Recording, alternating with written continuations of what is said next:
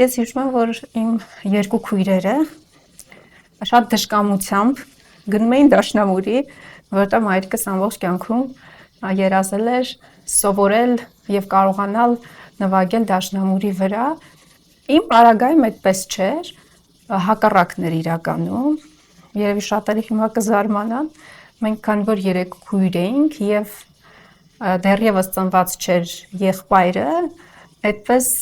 չծնված տղայի իղձերը եւ այսպես ցանկությունների կատարումը եւ քանի որ նաեւ ես մեծն էի, տեսնում էին իմ մեջ ծնողներս եւ ես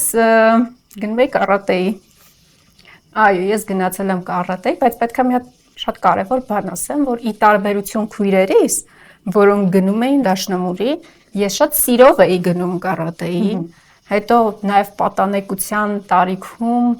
այդպես նաեւ մոտս ցանկություններ առաջացել, այդ հավանաբար